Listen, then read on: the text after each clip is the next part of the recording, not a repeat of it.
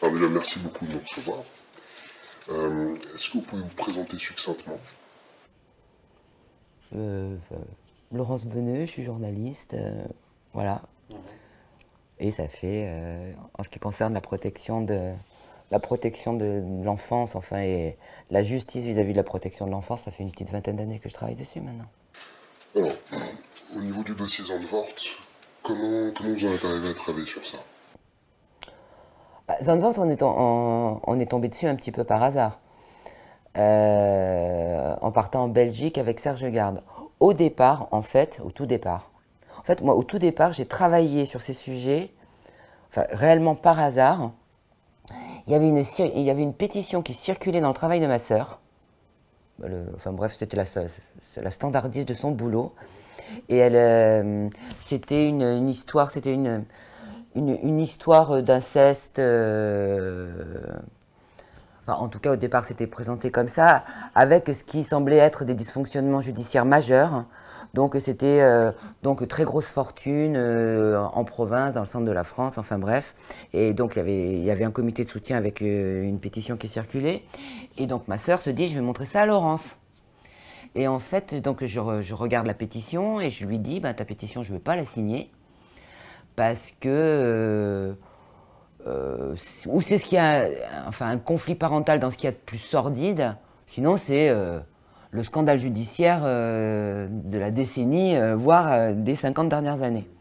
Je pensais que le droit m'a fonctionné à l'époque, enfin, je pensais qu'on protégeait les personnes et notamment les enfants. Donc ça me paraissait invraisemblable ce qui se passait. Je veux dire, tout ce qui se passait, enfin, ça n'existe pas. Enfin, le droit était bafoué d'une façon incroyable. Mais comme je suis curieuse, je me suis quand même rapprochée du comité de soutien pour voir, un peu sans trop y croire, mais voilà.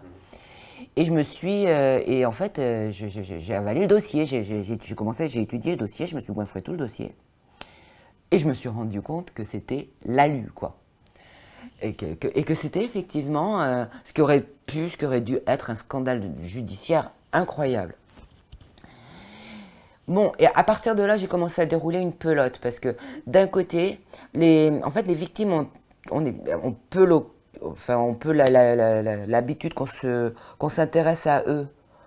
Et donc, en fait, le mot se sait vite. Donc, en fait, après, il y en a d'autres qui vous contactent. Donc, d'un seul coup, déjà, je me suis rendu compte que ce que je pensais être un phénomène isolé, en fait, ne l'était pas du tout. Enfin, quand je parlais de phénomène isolé, je parlais pas forcément du viol des enfants. Mais je parlais d'un traitement judiciaire qui était complètement défaillant. Ça, je pensais que c'était exceptionnel, que c'était peut-être dû à la nationalité du père, une affaire à la Chabrol avec des espèces de collusions entre notables provinciaux, enfin, je savais pas trop. Je me suis rendu compte que non, que en fait, on était très loin d'être dans l'exceptionnel. Par ailleurs, parce qu'il y avait des histoires de photos et tout ça, j'ai commencé aussi à chercher ce qui se passait sur Internet. J'ai enquêté sur Internet. Alors, il faut voir que bon, Internet en fait s'est développé extrêmement vite. Enfin, on n'en parlait pas tant que ça hein, à l'époque. Ça commençait, mais finalement, voilà, les échanges pédopornographiques. Il y avait eu quelques trucs avant, quelques petites opérations. Il y avait eu une ou deux plus grosses opérations qui venaient d'outre-Atlantique, mais enfin, voilà, on n'en parlait pas tant que ça. Et c'est comme ça que j'ai commencé à dérouler une pelote. Et en fait, moi, au départ, bon, c'était même pas l'aspect violence sexuelle sur les enfants, même si bien sûr ça me touchait. Et même si, bon, en plus, il se trouve que j'aime beaucoup les enfants. Mais moi, c'était vraiment la justice. C'était l'aspect judiciaire, c'est-à-dire c'était le fonctionnement de notre justice. Et il me semblait que c'était particulièrement emblématique parce que, déjà, oui, je croyais à la protection des personnes, mais en plus, là, je trouvais qu'on était. Enfin, c'est la protection des plus faibles d'entre nous, quoi. C'est-à-dire que même si, en ce qui concerne les enfants, on ne met pas les petits plats dans les grands, je me disais, mon Dieu, quand il s'agit d'adultes, qu'est-ce qui se passe? En fait, on protège plutôt mieux les adultes que les enfants. Mais c'est pareil, bon, on apprend, on apprend. J'étais beaucoup plus jeune que maintenant. Voilà, j'avais encore plein d'illusions. Et c'est vrai qu'on m'aurait dit, enfin, je veux dire, on m'aurait raconté ce que je suis aujourd'hui, j'aurais même pas cru. Enfin, faut l'avoir étudié soi-même, faut avoir fait le cheminement pour se rendre compte, parce que ça paraît encore qu'il y a quelque chose, il y a quelques trucs maintenant qui sont un peu plus connus du public, encore que. Donc ça a commencé comme ça. Et il se trouve que dans l'environnement de ce dossier, donc pour lequel il y avait, cette pétition, il y avait une journaliste de l'Humanité qui avait interviewé la mère. Et donc qui s'est dit, bah, tiens, je vais la présenter à un journaliste de l'Humanité, un autre, qui avait travaillé avant, il y a quelques années auparavant, sur un dossier, donc c'était le dossier Taureau Bravo, donc c'était, voilà, où il y avait déjà des échanges de documents pédophiles, enfin bref, enfin, il avait déjà montré son intérêt pour ce sujet-là, et donc elle a organisé un déjeuner, on s'est rencontrés, donc je lui ai dit, voilà, ça ne va pas du tout, voilà ce qui se passe, là j'avais déjà quand même beaucoup avancé, moi ça faisait déjà peut-être un an, hein, du coup je m'étais penchée sur la question, quoi. Le nom de votre affaire sur laquelle vous étiez justement quand vous avez rencontré Serge Garde, celle de la pétition dont vous parlez. Je ne vais pas vous le dire. D'accord. Ça a eu une conclusion judiciaire, il y a eu... non, enfin ça a été épouvantable du début à la fin. On est sur des... On parle de gens, c'est les plus qui sont dans le top 10 des grosses fortunes françaises, mais qui sont aussi qui sont en fait dans les grosses fortunes mondiales. Et en fait, ce qui s'est passé, c'est que le gosse a été enlevé par son père en Suisse, de façon parfaitement, en fait, dès qu'il faisait quelque chose d'illégal, il y avait une décision de justice qui rendait la chose légale. Enfin, je veux dire, c'était... Enfin, les droits les plus élémentaires, que ce soit de sa mère, de l'enfant, c'était n'importe quoi, ont été complètement bafoués. J'ai écrit d'ailleurs hein, sur cette affaire. Et j'avais écrit notamment dans un article dans Paris Match. Mais voilà. Et en fait, ce qui s'est passé encore, c'est que donc des années après, parce que le gamin était à l'époque était tout petit quand ça s'était passé. Enfin, il y avait des signes cliniques. Hein. Il avait une fissure importante. Il racontait enfin des tas de choses avec ses mots d'enfant. Enfin, je veux dire, il n'y avait pas rien dans le dossier, quoi. Ça n'avait pas poussé comme ça dans la tête de la mère. D'ailleurs, comme dans pas mal de cas, au départ, c'est des signalements de médecins. C'est même pas là un parent ou là une mère qui se dit tiens, c'est des professionnels qui disent oh là il y a quelque chose qui ne va pas. Et donc en fait il y a une comment mince, je cherche le mot, une incrédulité qui tombe et une demande d'enquête, mais qui vire à la catastrophe pour le parent défendeur. Et donc un jour, le gamin avait 15 ans, donc il avait beaucoup grandi, donc je vous dis, donc c'est facile 10 ans plus tard. Hein. Donc il était en voyage avec son père en France. Il a été voir sa mère et il a dit je retourne pas. Et il a pas voulu repartir. Il n'a pas voulu repartir ensuite. Il n'a pas voulu repartir avec son père.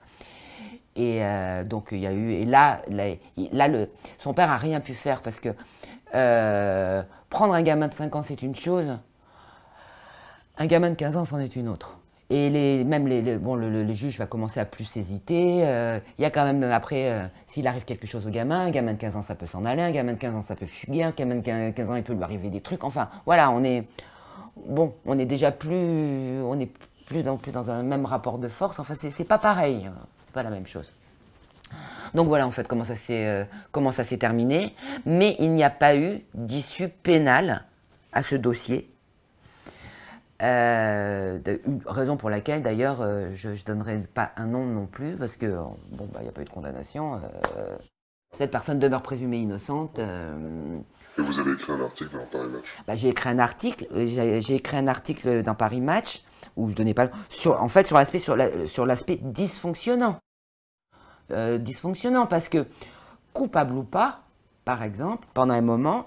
Alors que la mère en a pris plein la tête, pendant un moment elle avait été mise en garde à vue, elle a même fait un peu de prison, enfin, dès qu'il y avait la moindre non-représentation d'enfants, lui, il a pu déjà se rendre coupable de non-représentation d'enfants, même quand elle avait encore un droit de visite et d'hébergement, déménager sans lui donner son adresse, ce qui est réprimé par le code pénal. Il y a eu toute une succession après. Elle avait l'autorité parentale, il l'emmène en Suisse, il venait en Suisse, il revenait en France, il faisait ce qu'il voulait, il n'a jamais été inquiété de rien. Pour éviter les ennuis, finalement, on a purement et simplement retiré pendant un moment tout droit de garde de visite à sa mère qui n'a jamais été accusée de maltraitance ni de rien. Hein. En plus, c'est exceptionnel parce qu'on parle d'un enfant qui était extrêmement jeune. Voilà, je veux dire, de toute manière, coupable ou pas, on pouvait quand même décliner la succession ahurissante de dysfonctionnements, d'anomalies judiciaires qu'il y a eu dans ce dossier, la façon dont tous les professionnels qui se sont préoccupés d'essayer de prendre la défense de cet enfant, ou en tout cas d'appeler à un principe de précaution, enfin, qui ont lancé des cris d'alarme, des gens, enfin je veux dire des chefs de service de pédopsychiatrie et tout ça, comment ils ont été superbement ignorés.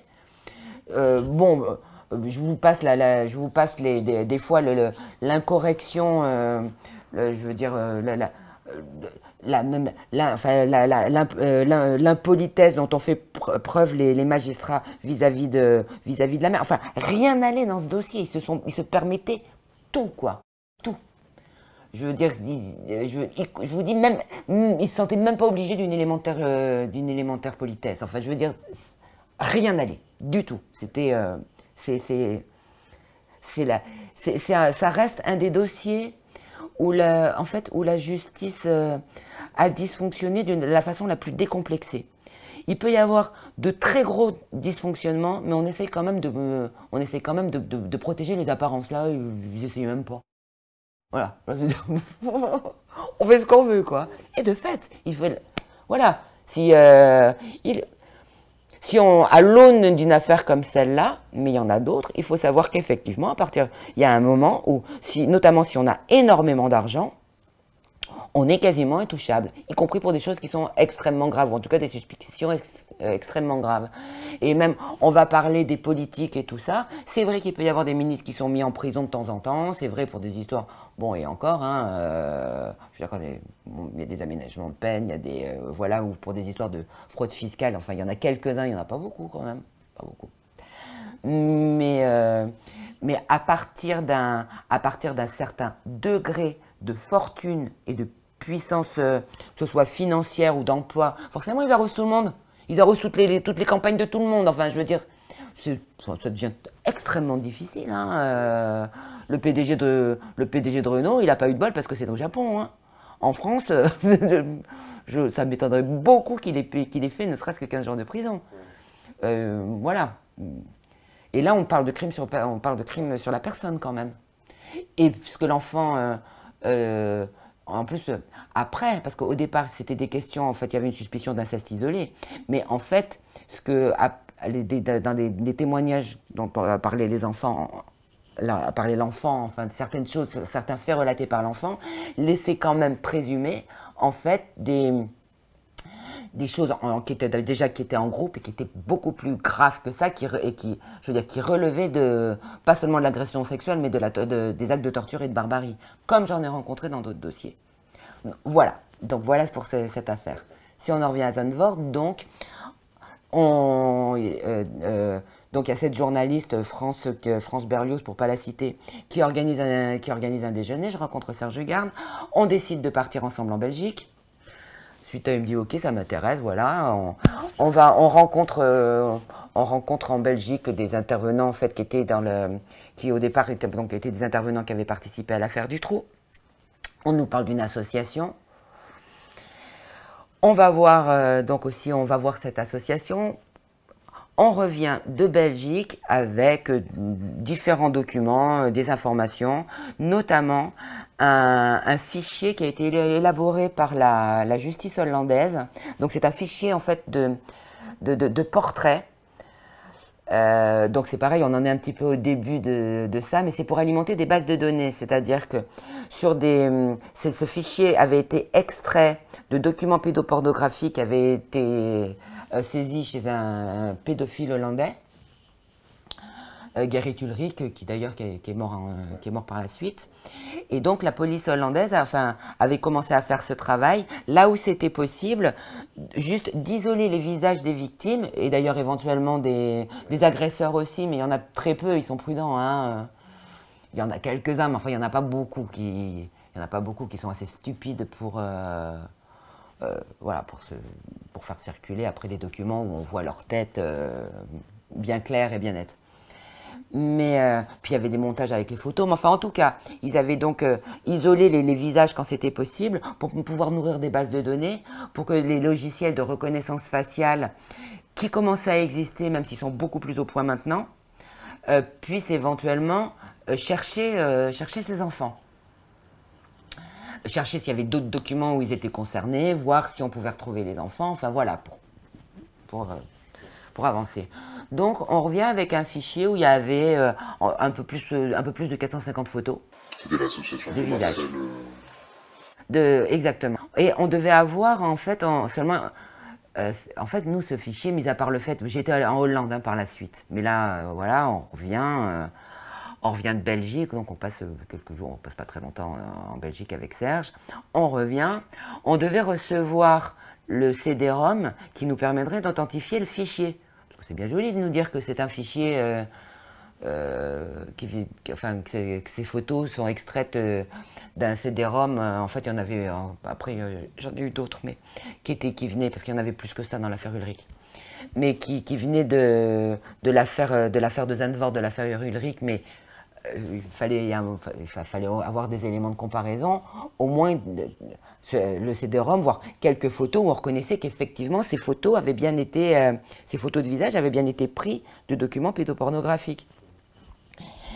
Et donc là pour l'instant, tout se fait à l'humanité.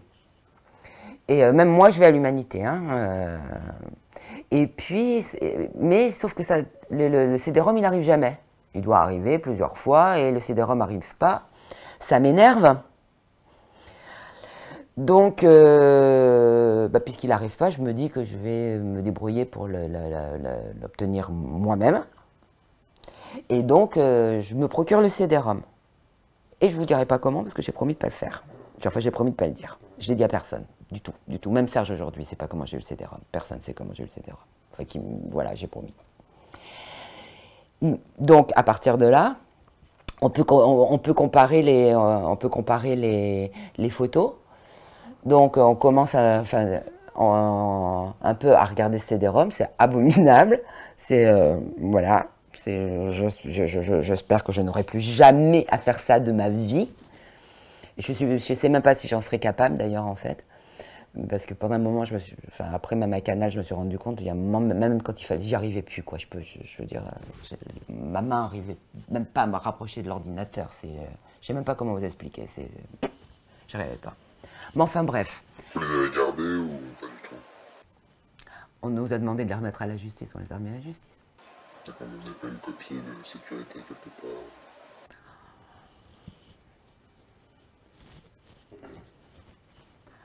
Disons qu'on a pris certaines précautions parce qu'il y a des documents qui se perdent dans les palais de justice. C'est dingue, il y en a plein.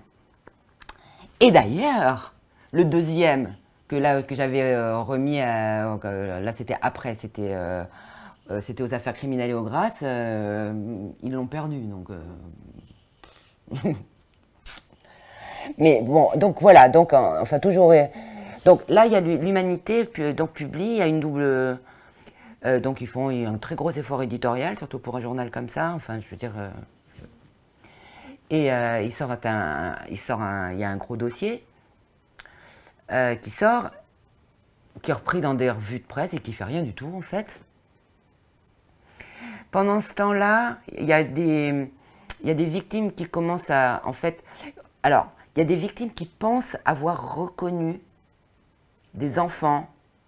Parce que en fait c'était des photos floutées, mais quand même le visage du fichier hollandais qui était mis comme ça, mais on distingue quand même quelque chose. Et donc je reçois ces gens à l'Humanité. De temps en temps j'appelle Serge. Bon, Serge, lui, il est permanent à l'Humanité, hein, il peut pas passer 6 mois sur un même dossier. Mais donc en fait voilà, je reçois les gens. S'il y a quelque chose, j'en parle à Serge. Donc déjà, j'ai amené ce CD-ROM à l'Humanité.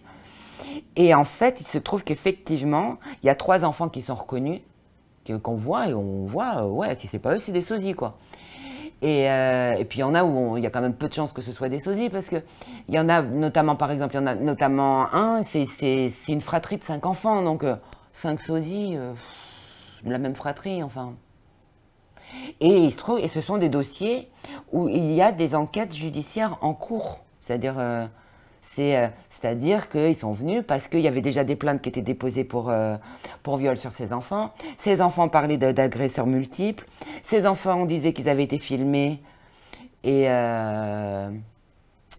filmés, photographiés. D'ailleurs, pour la petite histoire, pour cette affaire-là, parce qu'il y en a dans plusieurs endroits, ça se passe pas tout au même endroit.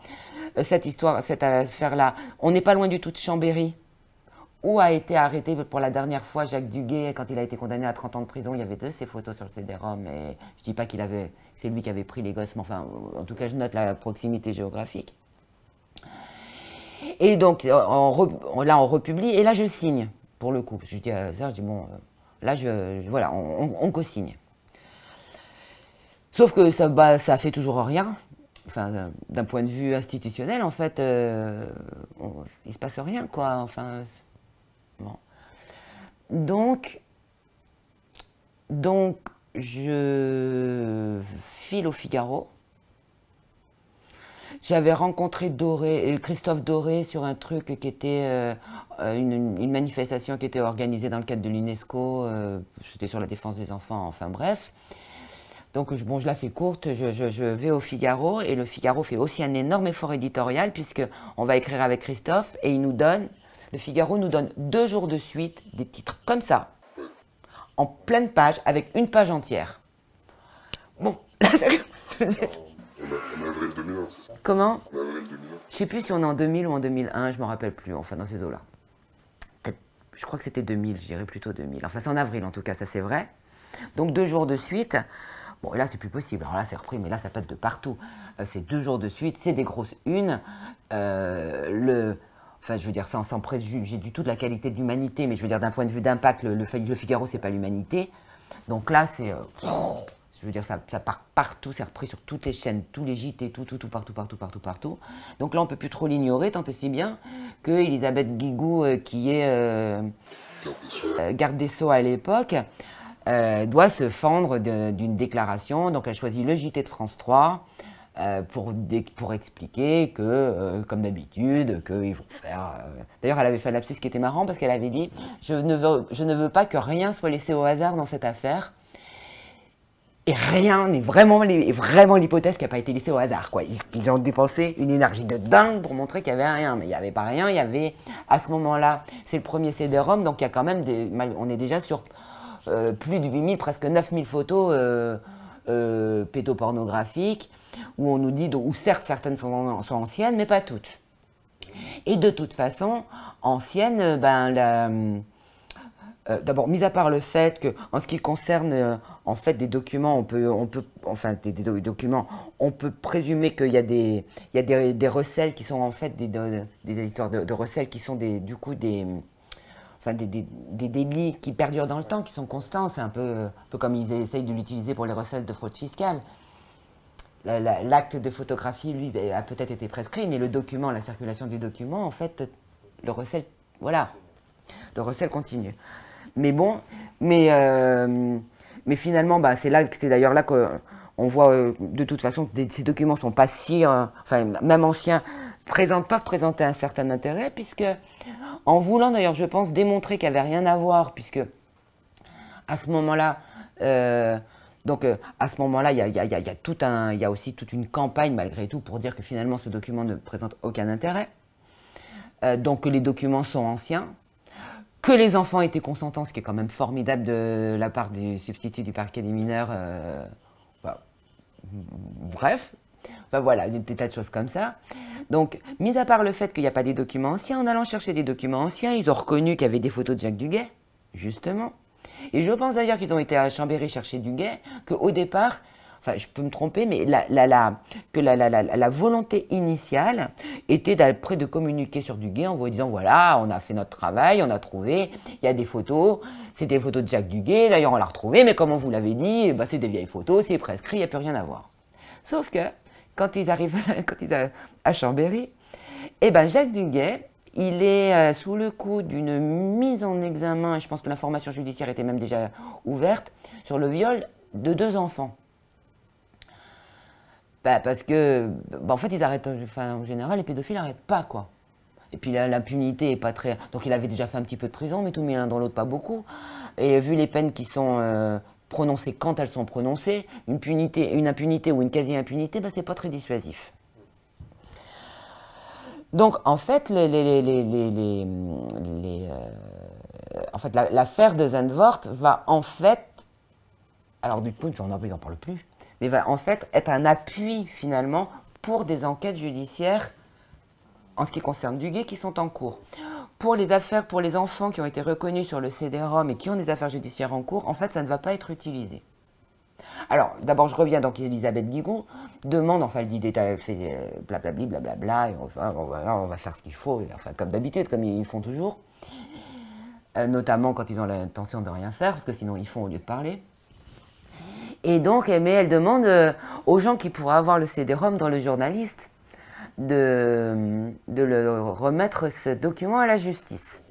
Bon, moi je dois dire que je suis un petit peu surprise parce que, bon, mis à part le fait qu'on n'est pas des auxiliaires de justice, la logique, en fait, dans ces cas-là, la procédure aurait juste voulu qu'on envoie une commission rogatoire internationale en Hollande. Je sais que même dans l'espace Schengen, ça ne fonctionne pas très bien. Mais enfin, voilà. La procédure, normalement, c'est ça. C'est d'ailleurs la seule façon d'authentifier réellement l'origine de ces photos et tout ça, parce que finalement, bon, voilà, nous on a écrit, on dit que ça vient de là, mais bon, enfin là, il y avait une confiance touchante vis-à-vis du sérieux des journalistes, elle avait raison, hein, c'est vrai qu'ils venaient bien de Zandvoort, mais enfin voilà, bref, au lieu de demander des éléments d'enquête à la Hollande, on nous demande, j'appelle Serge, qui me dit, je lui dis, t'as entendu Elisabeth Guigou, ce qu'elle a dit? Il me dit, bah oui, je suis dans le bureau du directeur de l'Humanité avec l'avocat du journal. On a décidé que j'allais donner le CD-ROM au procureur général de Paris. Bon. Je dis ok. Bon, de toute façon, il faut faire les... Voilà, je suis prise un peu de court pour dire la vérité. Mais, bon, de toute façon, visiblement, ils ont l'air décidés. Enfin, voilà. Je ne dis rien. Je dis ok, je dis rien, je laisse faire. Et donc, il va remettre le CD-ROM que j'ai apporté. J'aurais bien aimé consulter, mais bon. Au procureur général de Paris. Et il y a donc en fait, alors ça doit être les fichiers, en tout cas il y a des choses, on invite les gens après qui voudraient consulter le fichier, donc à aller à la Brigade des mineurs de Paris en ce qui concerne, en fait principalement à la Brigade des mineurs de Paris en fait. Il y a eu un petit peu en province, mais il n'y a vraiment pas grand chose qui a été, en fait tout a été vraiment centralisé. Et alors il s'est passé quelque chose qui est tout à fait étonnant, c'est-à-dire qu'il y a une information judiciaire qui a été ouverte à Paris, uniquement sur ce CD-ROM. Pour faire je ne sais pas trop quoi finalement. D'ailleurs, je ne sais pas ce qu'ils ont fait. Parce que, alors d'accord, parce que, bon, il y a des gens, alors on invite les gens, effectivement, jusque-là, ça serait logique s'il n'y avait pas du tout d'enfants qui avaient été reconnus, si après peut-être pour faire du travail ou faire des recoupements avec d'autres enquêtes en cours, enfin j'en sais rien, je ne sais pas trop Mais en tout cas, ce qui est étonnant en tout cas, c'est que, donc, pour les enfants qui avaient déjà été reconnus en France, où on voyait que c'était eux, même bon après ils ont dit finalement on a décidé que c'était pas eux, mais enfin je sais même pas comment ils ont fait quoi. Et alors c'est vrai qu'il y avait des photos, il y avait certaines photos, il y avait des montages. Donc ils ont dit par exemple, bah non parce que là c'est un visage de fille, mais il y a un sexe de garçon. Oui mais enfin pardon, mais Photoshop ça existait déjà à l'époque. Et effectivement ils pouvaient faire ça pour, vous voyez, ils rajoutaient c'était un truc, ils allaient rajouter un sexe de garçon sur une fille, mais ça veut rien dire. La question à 100 balles reste quand même, qu'est-ce que la trombinette de cette gamine qu'on reconnaît parfaitement avec son grain de beauté sur la joue, où il y a ses frères et sœurs, comment est-ce qu'elle s'est retrouvée dans les fichiers, dans la base de données de Gerrit Ulrich, pédophile, qui faisait du trafic de documents pédopornographiques. Et ça apportait quand même du crédit au témoignage que donnait cette gamine dans dans l'enquête en cours. Enfin, cette gamine, et pas que elle d'ailleurs, hein. Et c'était, elle avait aussi sa sœur. Le reste de la fratrie disait rien. En fait, ils auront parlé plus tard parce que pour une autre personne qui sera jugée plus tard. Mais toujours est-il que donc les photos, et puis il y en avait un. Il y avait un petit garçon dans un autre dossier où là, il n'y avait pas de sexe de fille ou de sexe de garçon. Il y avait juste, il y avait des photos épouvantables où on voyait sa tête. Et c'est pareil, ils ont dit que c'était pas lui. Bon. D'ailleurs, ils ont tous dit que c'était pas eux. Voilà, en gros, ils ont dit que c'était pas eux, mais de toute façon, il y a eu cette rétention à Paris, dans une espèce d'information judiciaire hypertrophiée de ce document, et qui n'est jamais parti en province. C'est-à-dire que les photos qu'on avait remises ne sont pas parties en province, et les carnets d'adresses de Ulrich non plus. Qu'on a aussi donné, d'ailleurs ça c'est moi je les ai donnés directement à la brigade des mineurs de Paris. Je ne sais pas ce qu'ils en ont fait. Ils ont dit, enfin en gros il y avait déjà des trucs qui étaient fuités, ou moins d'une semaine plus tard, qui disaient que ces carnets d'adresses n'avaient aucun intérêt, que c'était que la boulangère du coin, ou je sais pas quoi. Attends, il y avait des adresses de banques, de comptes bancaires dans tous les coins du monde, et en France, on va remonter, on va éplucher, je ne sais pas combien, enfin plus de, des centaines d'adresses en moins d'une semaine. Enfin, je veux dire, bien sûr. Il y avait des noms aussi. Oui, il y avait des noms. Alors c'est vrai qu'il y avait des boulangers, mais pas que. Il y avait des noms, mais surtout il y avait des banques, il y avait des numéros de compte de banque, il y avait... Est-ce que ces gens-là ont été interrogés? Mais pas du tout. Mais non, je vous dis, enfin, si j'en crois l'information judiciaire à laquelle j'ai eu accès, absolument pas. D'ailleurs, il le mentionne même pas dans la décision de non-lieu qui aura lieu 2 ans plus tard. Et je vous dis, c'était déjà, il y avait... peut-être 5 jours après, on apprenait par Libération que ces carnets n'avaient aucun intérêt. Donc en fait, ça devait être le parquet ou je sais pas qui avait fuité. Ouais, à l'époque c'était encore Libération. Bah oui, bah oui. Ces derniers temps c'est différent Libération quand même. Mais voilà, à ce moment-là c'est ça.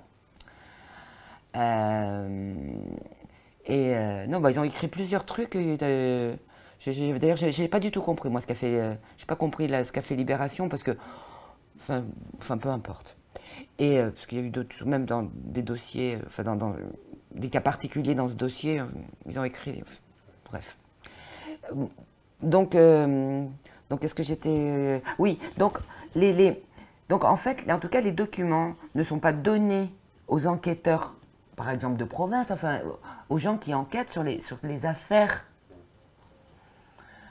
Voilà, les affaires particulières où d'un seul coup, on a éventuellement des victimes qui disent, vous voyez mon fils, quand il vous dit qu'il était pris en photo, qu'il y avait des caméras, et voilà.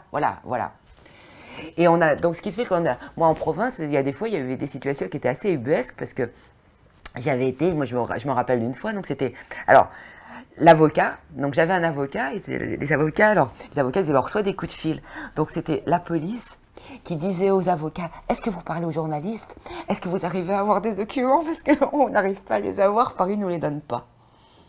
Et d'ailleurs, après, il le dit, je l'avais interviewé, plus tard je l'ai interviewé pour Canal+, enfin l'affaire n'était pas finie, ou alors c'était le procureur c'était Tonon, enfin voilà, qui me disait, donc, parce que je lui parlais et de l'affaire d'une affaire justement, d'une de ces affaires avec, mais où les enfants avaient été reconnus dessus, et il me disait, mais c'est vous qui me le dites, mais moi, vous les avez vus les documents, mais moi je les ai pas vus. Enfin, vous voyez, mais les adresses, mais moi je les ai pas vus. Enfin, c'était, voilà, on arrivait à une situation qui était assez ubuesque comme ça. Donc tout ça est resté coincé à Paris, dans cette information judiciaire. Au bout du compte, il y a à peu près 81 personnes qui ont dit avoir reconnu des enfants. Il est évident que sur ces 81 personnes, il y avait des erreurs, où il y avait des gens, où il y avait des gens qui étaient un peu, parce qu'il y en a aussi, hein. Je veux dire, moi, je me rappelle d'une dame qui était venue me voir en me disant, regardez, c'est mon fils, j'avais son fils. Enfin, je veux dire, c'était ça. On voyait que c'était pas lui du tout. Enfin, c'était, voilà, ça se voyait. C'était même pas la peine. Par contre, les gens que je connais, enfin, qu'après sur lesquels, je veux dire, pour le coup, on voyait que c'était eux. Enfin, je vous dis où c'était un sosie. Un sosie, je veux bien qu'il y en ait un, je veux bien qu'il y en ait deux. Il y a un moment, il faut arrêter la multiplication des sosies, quoi. D'ailleurs, je me rappelle d'une des petites. Qui, elle sortait, donc du coup elle avait été obligée de monter à Paris pour être interrogée, puisque son dossier qui était en province, mais dès qu'il s'agissait du CD-ROM, c'était saucissonné. Et donc elle était sortie, donc elle avait, elle était, enfin, elle était pas contente, donc je lui à un moment, donc je lui demande, donc je lui dis mais comment tu sais que c'est toi? Puisqu'on lui disait plus ou moins que c'était pas elle. Elle me dit, mais parce que ça se voit. Voilà, c'est tout. Bon, en plus, il y avait des circonstances, mais voilà, elle le savait, quoi. Il y avait quand même la position de la tête, comment? Non, mais la photo, au moins la photo, ses frères et sœurs, puis en plus, oui, c'est une gosse, même le grain de beauté, il se trouve qu'elle avait un grain de beauté sur la joue, je veux dire, qui n'avait même pas été effacé sur les photos, enfin... Oui, ça se voyait, effectivement. Elle me dit parce que ça se voit. Et d'ailleurs, après, elle m'avait dit, donc on avait parlé, puis bon, elle m'expliquait que du coup, forcément, qu'elle était très contrariée, enfin, que ça la préoccupait beaucoup, ces photos d'elle qui circulaient sur, Internet. Et donc, je lui avais dit, oui, en fait, toi, tu voudrais qu'on les enlève toutes. Elle me dit oui. Et oui, je lui dis, voilà, et je lui ai dit, tu sais que ça va être très difficile, en fait, c'est pas possible. C'est quasiment impossible, quoi.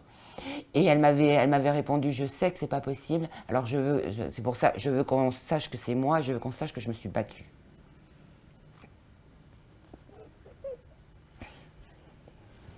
Pardon. Pas de souci. Il y a eu des condamnations pour ce dossier. Mais il n'y a eu que 2 personnes, alors déjà qu'il y en avait beaucoup plus qui avaient été dénoncées. On ne sait pas pourquoi on a refusé d'ailleurs d'inquiéter les autres parce que la gosse, elle avait reconnu leurs photos sur des fichiers. Elle avait été capable d'emmener les policiers au domicile des gens. Elle ne pouvait pas l'inventer qu'ils habitaient là. Enfin, elle les avait emmenés au domicile. Ouais, c'est en France. Et je pense que c'était, et en fait, dans un premier temps, pour eux, il n'y a eu que sa mère qui était accusée d'avoir prostitué ses enfants. Et un ancien prof qui ont été condamnés. Je ne sais pas pourquoi les autres pas, je suppose que c'est parce que 2 ça va, plus ça devient un réseau, et comme ils dépensaient quand même énormément d'énergie pour dire qu'il n'y avait pas de réseau à l'époque, voilà, je suppose que c'est... Mais après, elle a parlé d'autres choses après, en plus il se trouve qu'ils ont vécu des atrocités, ces gosses avaient un courage de dingue, et je veux dire, y compris de la façon dont a été orchestré le déni de justice, tout du début à la fin, c'était complètement dégueulasse. C'est honteux, c'est affreux ce que, y compris le système judiciaire, a fait subir à ces enfants. Après, c'est déjà ce qu'ils avaient subi, au regard du courage, après en plus du courage qu'il a fallu, au regard du coup de la destruction que ça peut générer un déni de justice comme ça. Et qu'est-ce qu'ils vont penser? Après, on leur collera une amende, parce qu'ils n'ont pas payé leur bus. Hein. Et au regard du manque de protection, du coup dont ils bénéficient après. Parce que là, il faut voir qu'on parle d'une criminalité qui est extrêmement dangereuse. Là, on est dans des cas, attention, je veux dire, les incestes qu'on va appeler isolés sont gravissimes. D'ailleurs, il y a pas mal d'incestes ou de situations familiales qui, en fait, après, amènent à la criminalité organisée, d'autant que, parce que il y a aussi, c'est aussi souvent une personne de la famille qui va les emmener. Donc, l'inceste est extrêmement grave. Mais je veux dire, on est sur une criminalité qui est extrêmement dangereuse pour tout le monde. C'est-à-dire, en soi, le pédocriminel, y compris, qui va simplement s'en prendre à ses enfants, est extrêmement dangereux parce qu'il va détruire ses gosses. Donc c'est de toute façon un être destructeur. Mais là, on est sur des on est sur des criminalités organisées qui font des centaines et des milliers de victimes, juste sur une poignée de personnes, qui en général, qui sont d'ailleurs souvent je me suis rendu compte après, au croisement avec d'autres criminalités. C'est-à-dire que quand on est sur la traite humaine, en fait, c'est pas seulement le trafic des enfants. Ça peut être le trafic des femmes, il peut y avoir de la drogue, il y a des armes, on est sur des gens qui sont super dangereux. On parle de gens qui ont tué dans certains cas et qui sont capables de tuer, enfin. Et d'ailleurs, cette gamine dont je vous parle a vécu des tragédies après. Il y en a beaucoup, je connais des familles qui ont été obligées de partir à l'étranger, mais juste pour leur protection. Enfin, bref, c'est ignoble. Et je fume une cigarette. Il y a eu des articles sur l'affaire dont vous me parlez là, de cette fille. J'en parle dans... Alors oui, j'avais écrit... Alors j'ai une page, je pense, plus tard, peut-être. Alors je sais plus, c'était encore en avril ou en mai. J'ai eu une autre page, le Figaro m'a redonné une page pour... voilà, j'ai écrit dans le Figaro sur cette affaire. Et puis dans le livre de la honte. J'ai écrit aussi sur cette affaire dans Paris Match. Et cette affaire fait partie du documentaire qu'on avait fait, auquel j'avais participé pour l'émission de 90 minutes de Canal+. Ouais. On a fait un 40 minutes avec Frédéric Lacroix et Anne Gainsbourger. Donc, il s'est appelé La pièce qui accuse. On a une tatouille de prix d'ailleurs pour ce documentaire qui a complètement disparu.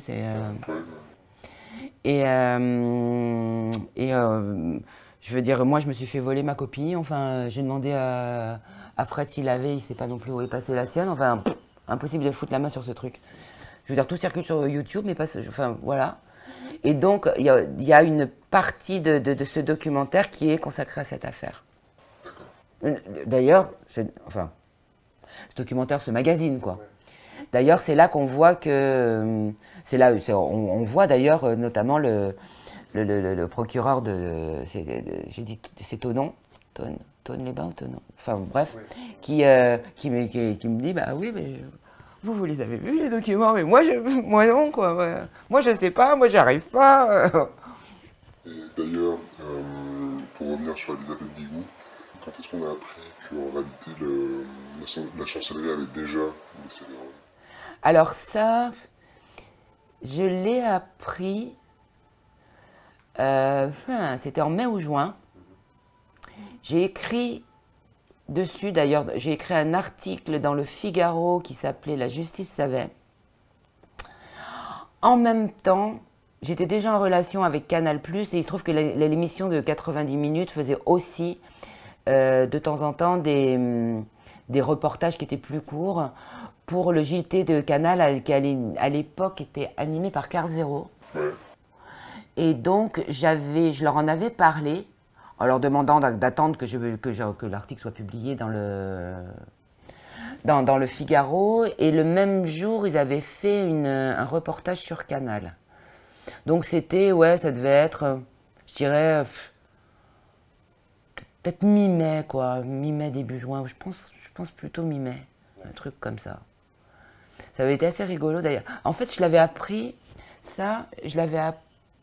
grâce à un courrier, parce qu'en fait, je savais que le CD-ROM avait été envoyé à l'Élysée, donc au départ, j'avais posé la question au service de presse de l'Élysée.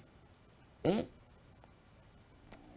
le service de presse de l'Élysée m'explique qu'effectivement, un peu plus d'un an auparavant, ils avaient bien reçu ce document et qu'ils l'avaient transmis au ministère de la Justice, qui était parfaitement logique. Qui leur avait donné? Ils l'avaient reçu. Si je le sais, mais peu importe. Toujours est-il que l'Élysée l'avait eu. Et qu'ils le reconnaissent d'ailleurs bien volontiers, mais qu'ils disent qu'ils ont fait ce qu'ils avaient à faire, ce qui est vrai. l'Élysée n'est pas, enfin, je veux dire, on est sur, enfin, il y a la séparation des pouvoirs, enfin, sur un exécutif qui s'occupe pas, qui n'est pas censé aller mettre son nez dans les histoires de la justice. Donc, il l'envoie au ministère de la Justice pour que ce soit transmis, en fait, ce qu'ils nous ont demandé de faire, c'est que ce soit transmis au parquet pour qu'on s'en occupe, quoi.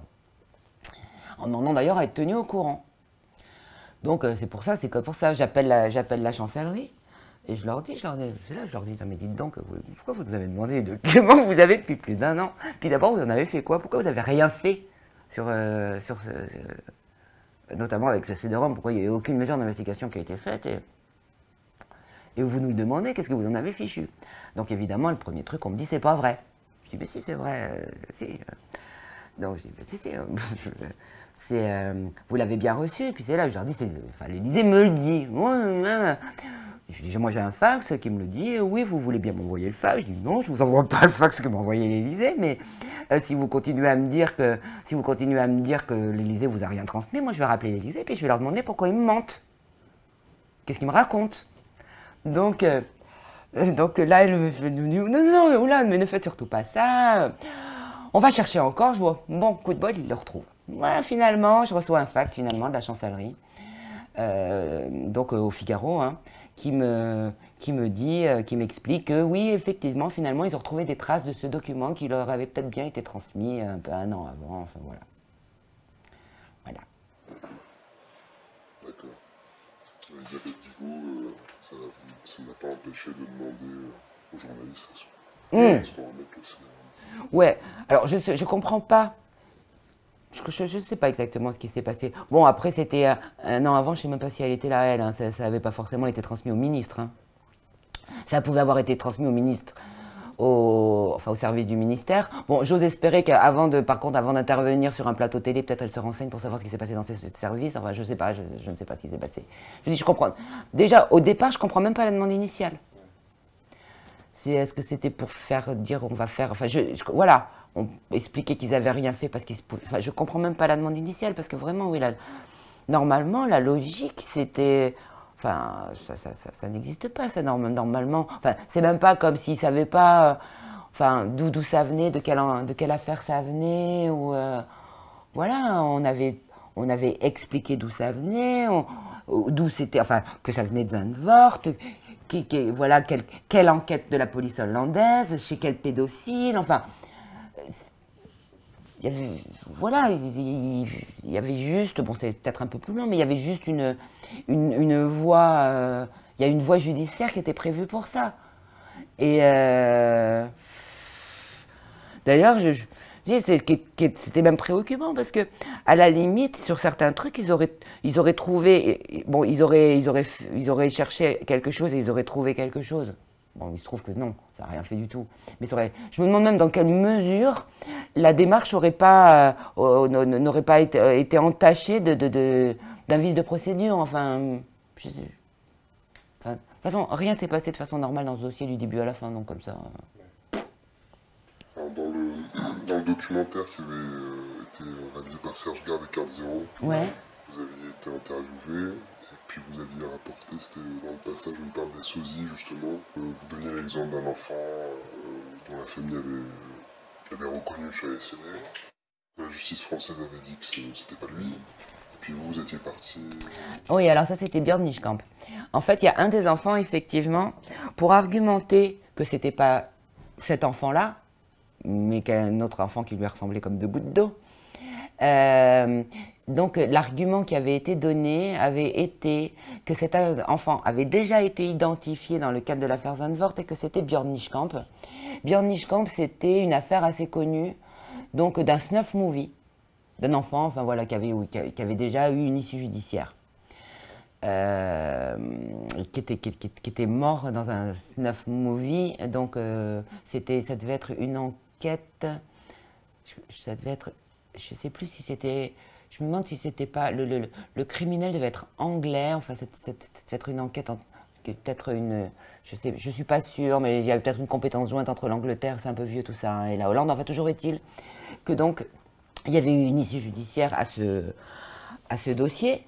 Bon, déjà au passage, je vois pas pourquoi, en admettant que ça a été le cas, je vois pas pourquoi on croyait plus que c'était un sosie du gamin français plutôt qu'un sosie de Björn Nischkamp. Mais enfin, il se trouve que finalement, en plus, le gosse ressemblait pas tant que ça à Björn Nischkamp. Et il se trouve surtout que je vais en Hollande.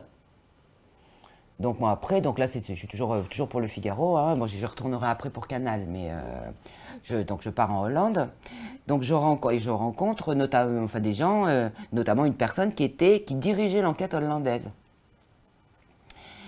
Et qui me dit que Björn Nischkamp qu'il n'y avait pas de photo de Björn Nischkamp dans l'affaire de Zandvoort, et qu'il n'y avait certainement pas de photo de Björn Nischkamp dans le fichier de 400 et quelques visages de la police hollandaise. Donc j'insiste, vous êtes sûr et tout. Et bien, écoutez, j'ai travaillé suffisamment longtemps sur ce dossier, enfin je le connais sur le bout des doigts. Si je vous dis qu'il n'y a pas Björn Nischkamp, c'est qu'il n'y a pas Björn Nischkamp, c'est tout. Bon, donc voilà. Donc d'ailleurs après c'était pour quelqu'un, je lui dis, mais enfin bah oui, les Français, pourquoi ils disent ça? Et il me dit, je sais pas, il le pense peut-être, mais... Donc en fait, après, j'ai appris, alors toujours en lisant mes confrères, qu'apparemment, c'était la brigade des mineurs des policiers de la brigade des mineurs de Paris, et que c'est un collègue hollandais qui leur aurait dit ça dans un couloir.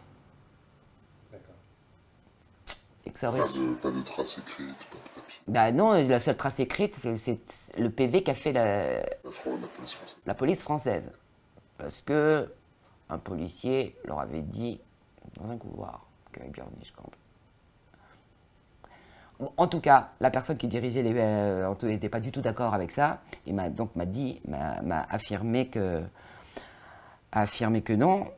Mais ceci dit, on l'a publié, hein, je veux dire, ça a été publié plusieurs fois. Je l'ai publié, je ne sais pas si je l'avais publié dans le Figaro, par contre c'est sûr que dans le livre de la honte, oui, et sur Canal aussi. Avec le policier hollandais qui dirigeait l'enquête à l'époque, qui explique non, il n'y a pas Björn Nischkamp, enfin je veux dire, c'est carré quoi. Donc la mère de l'enfant a demandé une contre-expertise de la photo, puisqu'au départ on disait que l'expertise c'était de dire c'est pas lui puisque c'est quelqu'un d'autre. Et ça a été refusé, ils sont jamais revenus sur Björn Nischkamp. Ils ont donné une raison pour le refus? Non. Non, du coup, ils n'ont juste pas accepté d'aller plus avant, devant. Et du coup, d'ailleurs, ça c'était... j'avais vu donc, un des commissaires qui était parti en Hollande, donc qui avait ramené l'histoire, l'argument Björn Nischkamp. Je l'avais revu après, donc en septembre ou octobre, je ne me rappelle plus, après, parce que en fait, on avait d'autres CD-ROM, là, c'était avec Canal, donc j'avais récupéré d'autres CD-ROM, toujours de l'affaire de Zandvoort, parce que le premier, il y avait que 8600 photos, mais en fait, il y en avait beaucoup plus que ça. Donc en tout, il y avait peut-être, je sais pas, une petite vingtaine de CD-ROM, il y avait, je sais plus combien, 200, 300 000, enfin, il y avait beaucoup de trucs. D'ailleurs, les autres CD-ROM, les photos, il y en avait beaucoup qui étaient beaucoup plus récentes, ça se voyait. Je veux dire, ça se voyait à cause des meubles, ça se voyait à cause des ordinateurs. Parce que la qualité de l'image. La qualité de l'image, beaucoup de choses. Et donc, il y avait quelques photos plus récentes sur le premier. C'est vrai qu'il y avait pas mal de photos anciennes, même s'il n'y avait pas que ça, et que les photos anciennes n'étaient pas d'élevés d'intérêt. Enfin, des photos, des films, hein, mais sur il y en avait sur les autres, certains, il y en avait certains où on voyait que c'était des photos, qu'il y avait une large majorité de photos qui étaient beaucoup plus récentes. Et il y avait aussi beaucoup plus de photos de torture. De torture et d'actes de barbarie, il y en avait qui n'étaient même pas sexuels, c'était que ça. Parce qu'il faut voir que dans ce commerce-là, il y a aussi... Il y a les pédocriminels qui échangent leurs photos, qui font leurs trucs entre eux, mais il y a aussi un commerce, il y en a, c'est juste pour le pognon, il y en a, au départ, ils ne sont même pas spécialement attirés par les enfants. On est vraiment sur des histoires de sous, quoi. Exactement comme les services d'escorte qu'il y avait aussi dans le dossier de Zandvoort, à la périphérie, c'était pas le CD-ROM, mais... et d'ailleurs, dans d'autres affaires, bon, je pense qu'on en parle dans le livre de la honte, ou donc avec les services d'escorte, où j'avais vu avec les tarifs, où il y avait c'était des services d'escorte avec des enfants. Plus ils sont jeunes, plus ils sont chers, et plus le pays est risqué, plus ils sont chers aussi. C'est-à-dire que un petit, je sais pas à l'époque, un petit Thaïlandais ou un petit Africain coûte beaucoup moins cher qu'un Allemand, un Hollandais ou un Français. Et je sais plus ce que j'étais en train de dire. J'ai digressé sur. Ah oui, j'avais demandé si c'était pour Björn. Donc, donc du coup, j'avais encore été interrogée par la brigade des mineurs suite à, donc, à cet autre CD-ROM. Je voulais pas y aller parce que ça servait à rien. Enfin, et puis, bon, je pensais que là, tout ce qui allait les intéresser, c'était mes sources. Je voulais pas leur donner. Mais du coup, ils m'avaient demandé de venir pour leur dire. Il m'a demandé de venir pour que je signe, comme quoi je ne voulais pas donner mes sources. Bon, j'ai dit OK. Et donc je lui avais demandé, je lui avais dit, mais qu'est-ce qui s'est passé en Hollande? J'ai dit, alors commissaire, qu'est-ce qui s'est passé? C'est quoi cette histoire de Björn Wistrand? Qu'est-ce qui s'est passé en Hollande? Il m'avait répondu, c'est bizarre, il m'avait répondu, cette affaire a été instrumentée. Je sais même pas ce que ça voulait dire. Est-ce que ça voulait dire on avait fait ce qu'il fallait? Enfin, j'ai pas trop compris le terme. D'ailleurs, il s'était passé à ce moment-là quand même un truc curieux parce que donc cette audition, j'ai passé beaucoup plus de temps à être interrogée dans les locaux, même si ça ne s'est pas produit souvent, de la brigade des mineurs que des pédophiles des dossiers, qui certains n'ont pas été du tout. Enfin, c'est encore autre chose. Et il m'avait demandé, alors ce deuxième CD-ROM avait été remis à la chancellerie, au directeur des affaires criminelles et des grâces de l'époque. Donc la chancellerie l'avait évidemment renvoyé, les affaires criminelles et les grâces, qui était donc c'était monsieur, le directeur à l'époque c'était monsieur Charpenel. Qui m'a fait quelqu'un de ce que j'en sais, qui est quelqu'un de très bien d'ailleurs, et donc avait fait ce qui du coup avait remis ça aux enquêteurs à des fins d'enquête. Et la brigade des mineurs de Paris me demande de regarder le CD-ROM qui leur a été remis, alors pas tout, hein, parce que il y avait beaucoup trop de photos. Mais pour que je leur confirme que c'était bien celui-là. J'avais été surprise, d'ailleurs je leur avais posé la question, je leur avais dit mais pourquoi est-ce que vous soupçonnez les affaires criminelles et les grâces d'avoir troqué le CD-ROM? Enfin je veux dire c'est absurde, je dis il vient directement de la chancellerie, ça vous a été remis par la chancellerie, donc pourquoi cette question? Ça avait éveillé à mon attention, j'avais pas trop compris, puis j'avais dit écoutez, moi tout ce que je peux vous dire, c'est si ce CD-ROM ressemble a l'air d'être celui que les CD-ROM qu'on vous a remis, enfin qu'on a remis.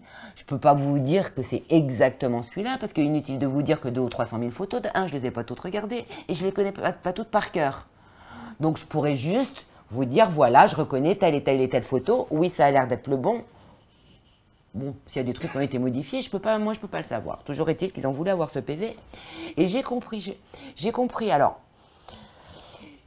pourquoi quelques mois plus tard, quand il y a eu un communiqué, alors la chancellerie avait changé, je pense qu'on était après c'était la nouvelle garde des Sceaux, c'était Marie-Lise Lebranchu, qui d'ailleurs a eu la très bonne idée de sortir l'histoire des disparus de Lyon. Enfin c'est pareil qu'elle essayait de faire un truc, elle a quand même... elle a essayé de faire ce qu'il fallait avec les disparus de Lyon, mais toujours est-il qu'on lui avait dit et qu'elle avait communiqué là-dessus. Que l'autre CD-ROM en fait, ah oui, parce que voilà, j'avais pas compris pourquoi une autre information judiciaire encore. Donc déjà j'apprends qu'ils ont ouvert encore une nouvelle information judiciaire, donc je comprends pas pourquoi ils ressaucissonnent encore le dossier, puisque c'était la même affaire, il y avait la même origine, enfin je veux dire tout ça venait quand même de Zandvoort. Et en fait, il y a un non-lieu pour ce deuxième dossier qui est donné en un temps record. Et là, je repense aux questions que je m'étais posées avec la brigade des mineurs qui demandait qu'on valide que c'était bien le même dossier, parce que là, j'apprends. Donc, je pense que j'ai dû demander une explication au service de presse de la chancellerie, si je me rappelle bien, ou c'est une autre journaliste. Non, c'est une autre journaliste qui a demandé. Enfin, en tout cas, j'apprends qu'il y a eu un non-lieu dans cette deuxième affaire, alors là, à la vitesse du vent, parce que c'était il n'y avait que 8000 et quelques photos et qu'à une ou deux photos près, c'était le même que le premier. Ce qui n'était absolument pas vrai. Je veux dire, ça n'avait rien à voir. Il y en avait beaucoup plus, c'était pas du tout les mêmes photos. C'est ce qui me fait dire que ils ont dû paumer ceux qu'on l'a donné. Parce que quand ils ont ouvert une information judiciaire spécialement pour ceux qu'on leur a redonnés, ils n'y étaient pas, ils ont disparu. Je sais pas ce qu'ils en ont fait. Et qu'à la place, il y a eu un photo qui était quasi identique à celui du premier, sur lequel ils n'ont rien fait non plus. Enfin, bon, ils ont mis plus de temps à rien faire. Est-ce que vous avez souffert de représailles suite à vos travaux, par exemple professionnels Professionnel. ou des menaces extérieures? Professionnel. En ce qui concerne ces affaires-là, je peux pas. J'ai eu des contradictions, ça certainement. Il y a des gens, même en interne de temps en temps de médias, qui ont fait des pieds et des mains pour empêcher que mes dossiers sortent, que mes articles sortent. Mais, en général, j'avais un soutien qui faisait que ça sortait quand même. Mais c'est vrai qu'il y a des fois, il m'est arrivé, enfin je veux dire, ça passait, c'était imposé par la direction. Hein. Ça a pu, c'est arrivé. Voilà. Bon, après, de toute façon, en soi, donc voilà, c'était plus ça, mais bon, après, ça pouvait être des espèces de diffamation, enfin, des espèces des choses, en fait, qui étaient dites comme ça, parce que comme je suis indépendante, moi, depuis tout le temps, en fait, je suis fragilisée. J'ai une forme de précarité, enfin, voilà. Et c'est vrai, par contre, qu'il y a eu des calomnies, enfin, je veux dire, il y a eu des trucs complètement idiots, des bruits totalement absurdes qui ont circulé sur mon compte. Je me souviens d'un notamment. Quelqu'un avait trouvé qu'il y avait un Beneux dans l'affaire du trou. Un policier qui s'appelait Beneux. Ce qui est possible, j'ai des origines belges, donc Beneux en France c'est rare, je suppose qu'en Belgique ça allait peut-être moins.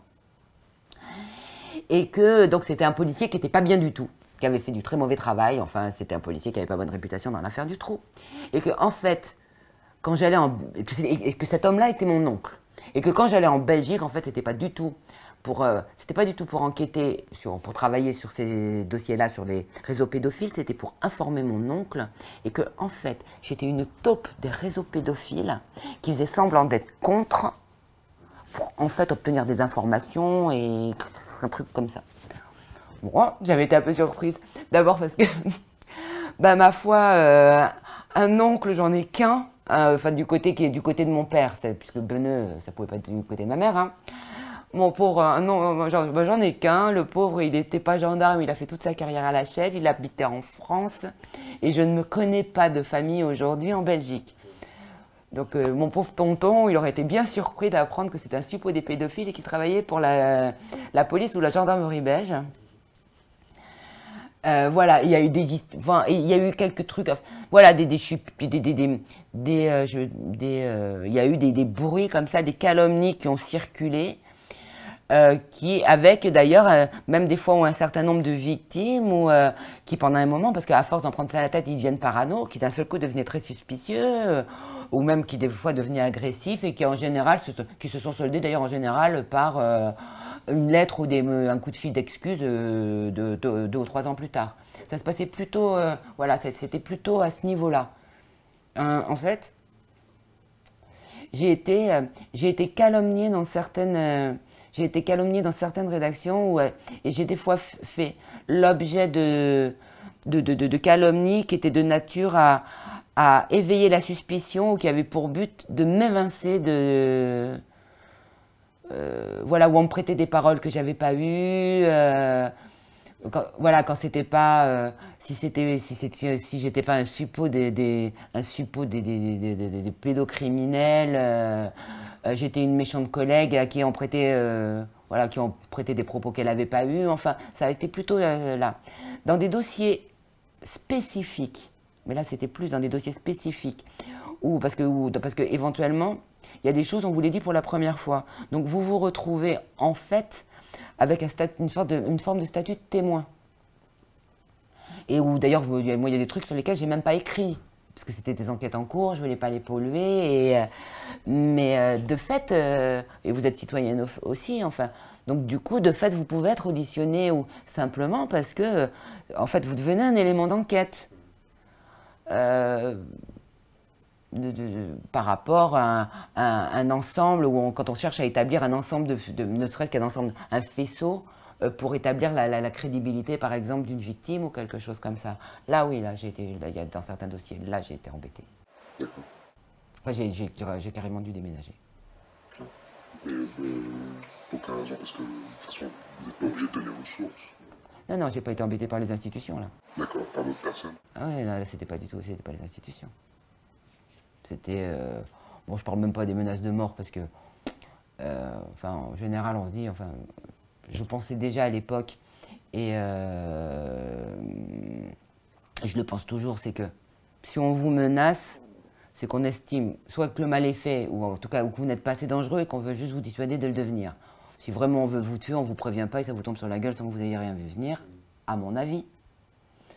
Je veux dire, voilà. La menace n'est pas prudente dans ces cas-là. Et, mais quand il commence à s'agir de la famille, ça devient autre chose. Oui, voilà, c'est-à-dire que vous avez, au-delà de la menace orale, vous avez remarqué peut-être une Des fois. trucs, et puis surtout, on n'a pas menacé que moi. Voilà, des gens d'autres familles. Donc là, bon, il y a des risques, on les prend pour soi, on les prend pas pour les autres. Ouais, d'accord.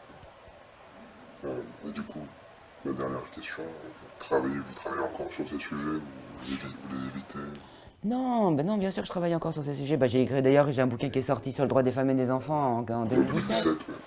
C'est évidemment, je ne travaille pas que sur ces sujets. En ce moment, je suis sur un bouquin. Pour répondre à la question de tout à l'heure, je suis sur un bouquin qui n'a rigoureusement, enfin, qui a à voir avec le monde judiciaire, mais qui n'a rigoureusement rien à voir avec la criminalité organisée qui s'en prend aux enfants, les réseaux pédophiles, même les agressions sexuelles ou tout. Voilà, ça n'a pas du tout, ça n'a rien à voir avec ça.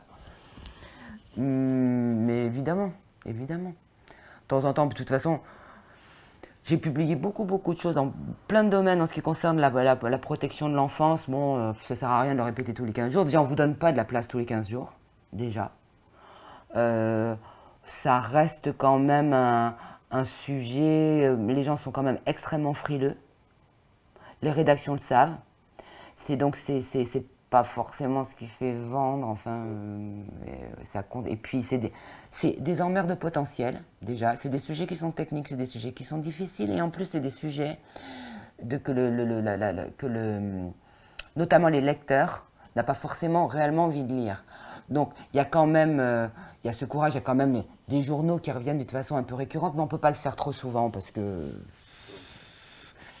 Et ce qui c'est d'ailleurs, je pense que ça explique aussi en partie le fait que la situation évolue extrêmement peu. Hein. Le livre de la honte aujourd'hui, ça me rend folle parce que on le trouve, il est vendu très souvent à des prix absolument prohibitifs d'occasion. Ce qui m'énerve beaucoup.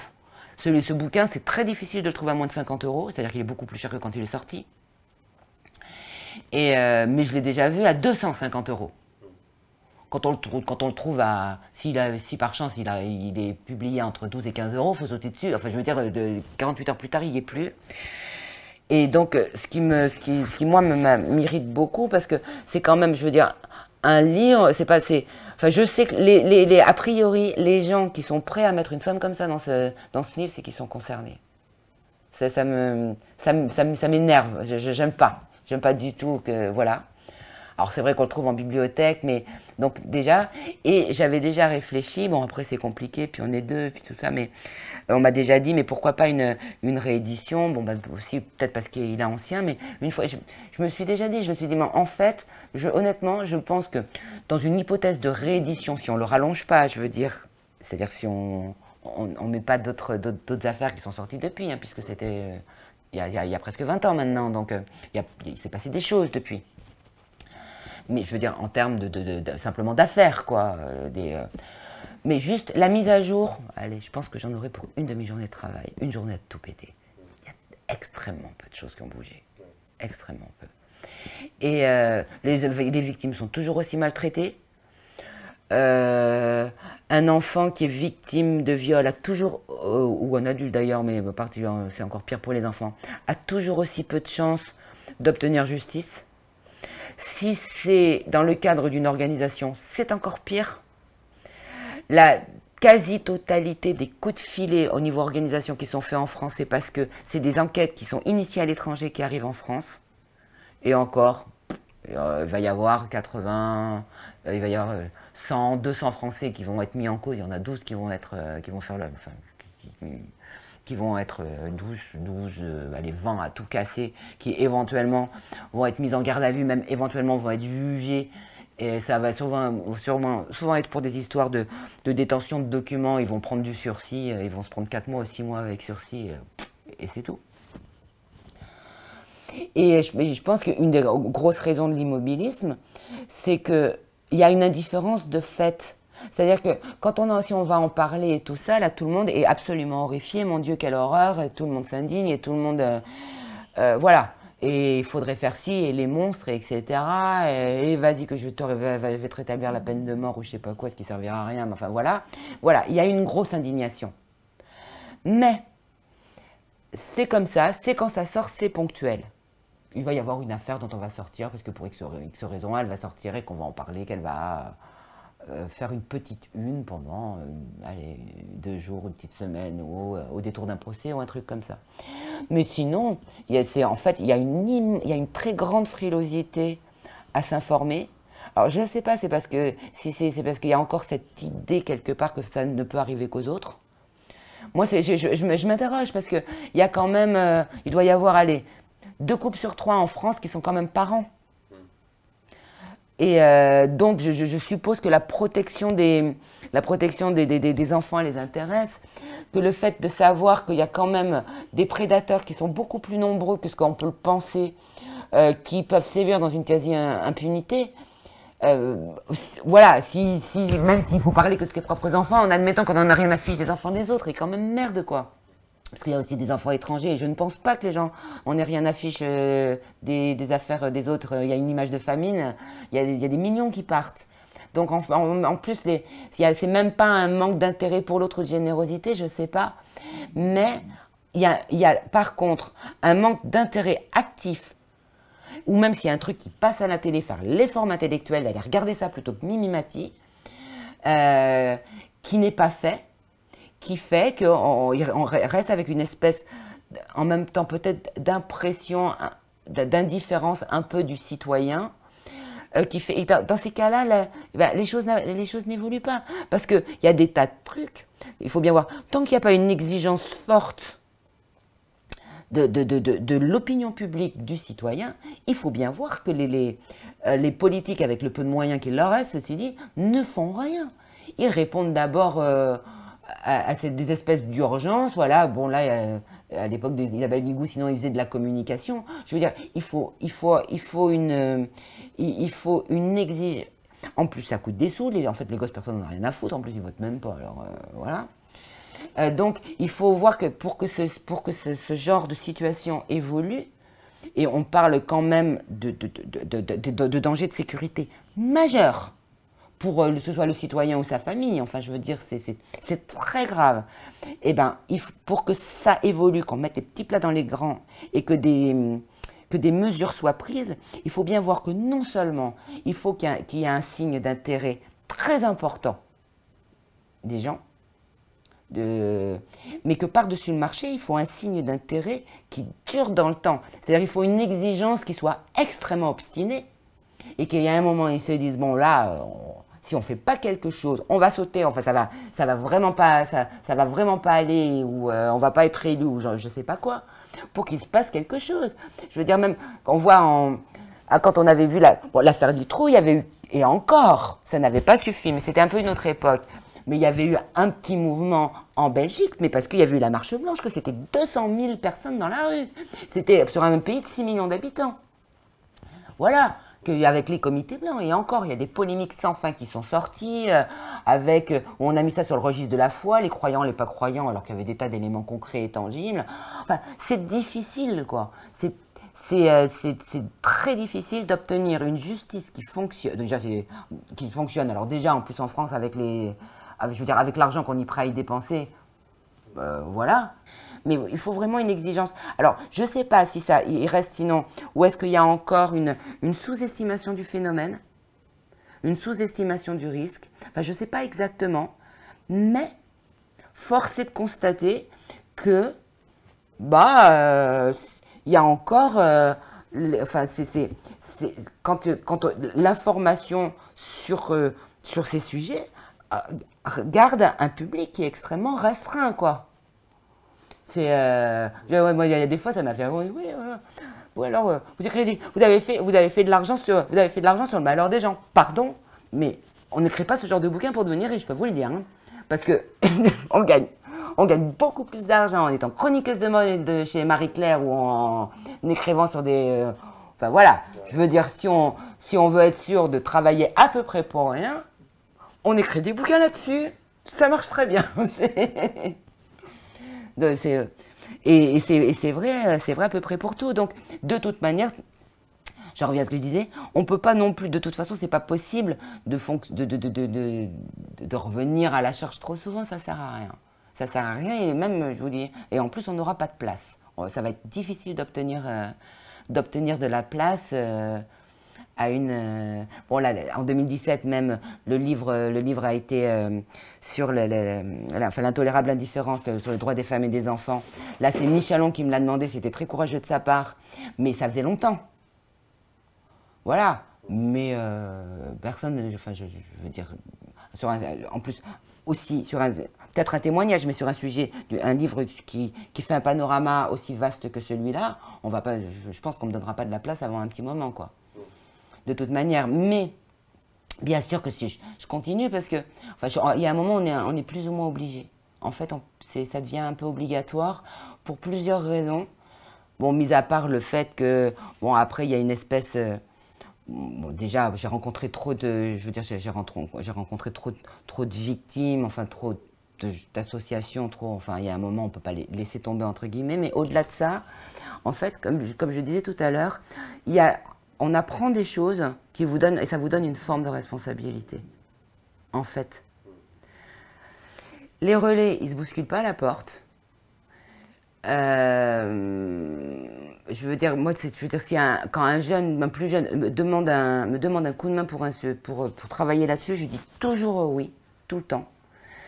Mais il y a une forme de responsabilité parce que c'est un sujet qui est extrêmement vaste, qui est technique, en fait. Voilà, c'est compliqué, c'est sensible, on n'imagine pas ce qui se passe. Et il y a un moment où, en fait, je sais trop de choses pour pouvoir m'arrêter. Je ne sais pas si... voilà. Voilà, il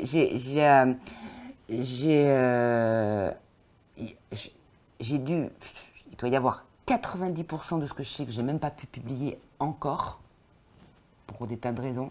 Et ça vient tout le temps, plus la façon dont ça se passe, etc. Maintenant, il y a plein de dossiers. Je lis 2 décisions de justice, je vous raconte toute la suite. Je peux vous dire comment ça va se passer. Donc, je savais déjà, je savais qu'Outreau serait un gros bazar avant que ce soit un gros bazar. Parce que, voilà, j'avais repéré, j'avais vu quel type d'organisation c'était, je m'en rappelle très bien. C'était au début, parce qu'au début où l'affaire d'Outreau, avant le procès, hein, je vous parle à peu près un an et demi avant le procès des assises, en fait, on en avait beaucoup parlé. Il y avait des chaînes de télé qui étaient parties en Belgique à l'époque. Et en fait, j'étais partie 2 ou 3 semaines à Outreau pour Paris Match. C'est Paris Match qui m'y envoie, pour voir un peu ce qui se passe, puisque tout le monde suivait cette affaire. Et donc, j'avais interrogé, donc j'avais interviewé, j'avais récupéré plein de documents, des témoignages, plein de choses. J'avais vu de quoi il s'agissait. J'avais vu aussi qu'il y avait des affaires qui étaient extrêmement similaires, dont d'ailleurs certains protagonistes habitaient la Cité des Oiseaux, qui avaient été jugés éventuellement avec des condamnations. Le parquet disait qu'elles n'avaient rien à voir. T'as raison, elles n'avaient rien à voir, c'était les mêmes faits. Il y avait aussi des sex shops. Il y en avait un qui était mis en examen dans cette affaire, qui était témoin assisté dans l'autre. Enfin bref, et il y avait une communauté des géographiques. Mais enfin, à part ça, ça n'avait rien à voir. Toujours est-il que quand j'avais été, Et donc l'ambiance était complètement différente à l'époque. Il y a des gens, moi je me rappelle de parents qui avaient été accusés, enfin, qui disaient oui, bah oui, mon fils, effectivement, il a fait des bêtises après.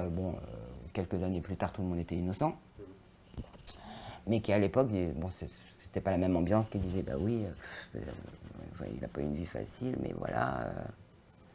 C'était. Et je me rappelle parfaitement, j'étais revenue, j'avais à la rédaction, je leur avais dit cette affaire va être plantée. Je ne sais pas comment elle va être plantée, mais elle va être plantée. J'en avais parlé à j'ai une très bonne copine qui travaille à un JT, JT de la télévision française, pareil. Je lui avais dit, j'étais revenue, je lui avais dit, tu vas voir ce que je te dis. Il va y avoir un gros lézard dans cette affaire, mais elle va pas filer droit. Et effectivement, donc après, donc tout le monde après est tombé. Il y a eu ce qui s'est passé, c'est-à-dire cette espèce de procès où d'un seul coup, Myriam Badawi revient sur ce qu'elle a dit et allez savoir pourquoi on la croit quand elle revient sur ce qu'elle a dit, alors que, finalement, on ne pouvait pas savoir quand est-ce qu'elle mentait. Est-ce qu'elle mentait quand elle accusait ou est-ce qu'elle mentait quand elle disait que c'était pas vrai? Je sais pas. Ça paraît acquis. Il y avait d'ailleurs, là, à partir de là, le bazar commence. Ça devient une espèce de procès par médias interposés. Enfin, il y a une pollution médiatique absolument majeure. Je me dis que je ne vais pas écrire, compte tenu d'ailleurs, je me dis que je ne vais même pas écrire, enfin ça ne servait à rien d'écrire à l'époque parce que la pollution médiatique était beaucoup trop importante. Et d'ailleurs, il y avait une association qui était partie civile, donc qui était présidée, c'était les services d'action contre le proxénétisme, puisqu'il y avait aussi, les enfants aussi étaient prostitués, éventuellement dans ce dossier, je me rappelle très bien, donc le président Cochard, donc le président de cette association, c'était le président Cochard, donc qui était un haut magistrat qui avait été directeur général de la gendarmerie et qui était un ancien président de la Cour de cassation. Donc je l'avais appelé absolument désolé en disant, en lui disant, donc Monsieur Cochard, on s'entendait bien. Hein. Donc en lui disant, Monsieur Cochard, vous avez vu ce qui se passe à Outreau et tout ça. Et il m'avait dit, oui, je sais, il m'avait dit, je me suis déconstitué partie civile. Je lui ai dit, j'ai retiré ma constitution de partie civile parce que c'est n'importe quoi. J'ai appelé la présidente ou le président, je sais plus, des assises, enfin voilà, non, du tribunal. Je me suis déconstitué parce que, voilà, parce que là, ça commence à prendre une tournure, il se passe n'importe quoi. Et il m'avait dit, vous savez, mon petit, il y a deux types d'erreurs judiciaires. Il y a l'erreur judiciaire où un innocent est décrété coupable, et il y a l'erreur judiciaire où un coupable est décidé, est déclaré, voilà, est déclaré innocent. Eh bien, on est dans le deuxième cas. Et voilà, et après, il s'est passé, donc, il y en a eu... au départ, il y en a eu 6, je crois, du coup, qui finalement ont été acquittés aux assises en premier recours. Tous les autres, donc il y a eu... Et je peux vous dire qu'il n'y avait pas rien dans un dossier. Hein, pour être condamné, même en première instance, aux premières assises à Outreau, après le merdier qu'il y avait eu, j'aime autant vous annoncer qu'il n'y avait pas que la parole des enfants. Hein. Mais bref, je me rappelle, j'avais été à l'hôpital, les gosses avaient des diarrhées sanglantes et tout ça. Le jugement avait reconnu qu'ils avaient bien subi quelque chose. Oui, alors, non mais bien sûr, il y a quand même eu une grosse douzaine d'enfants qui ont été reconnus victimes. Mais déjà, au départ, il y en avait beaucoup plus que ça. Donc déjà, ça veut dire que ça avait été... Mais c'est surtout que ça a été complètement oublié. C'est-à-dire que après, donc, il y a eu le procès d'appel les assises à Paris, où je veux dire, on entendait, c'est pas compliqué, même vous entendiez, vous regardiez la télé, ils allaient se faire innocenter. Avant le procès, ils allaient au procès pour enfin se faire innocenter et obtenir justice. C'était incroyable ce qui se passait. Je veux dire, c'est quand même le procureur, il y a quand même le procureur a quand même fait des excuses alors que les jurés étaient encore en train de délibérer. Enfin, voilà. Donc, au bout du compte, on s'est retrouvés avec les 4 là, donc, qui ont été condamnés. Tous les autres ont fini d'être acquittés. Et oui, effectivement, il y avait bien des enfants qui ont été reconnus qui ont été reconnues victimes, mais on les a complètement oubliées. C'est-à-dire que, pardon, mais quand en fait, si on parlait des victimes d'Outreau, c'était les adultes. C'était pas les enfants. Les victimes d'Outreau, c'était les pauvres adultes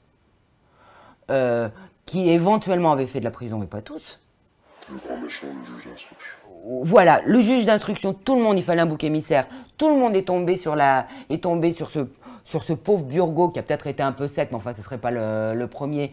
Je veux dire, au passage, en oubliant que ce n'est pas lui qui les a renvoyés aux assises, parce qu'en fait, lui, au bout d'1 an, il a été dessaisi, hein, il a été muté au parquet, je crois que c'était au parquet de l'antiterrorisme à Paris, donc c'était quand même une espèce de promotion. Il a été remplacé.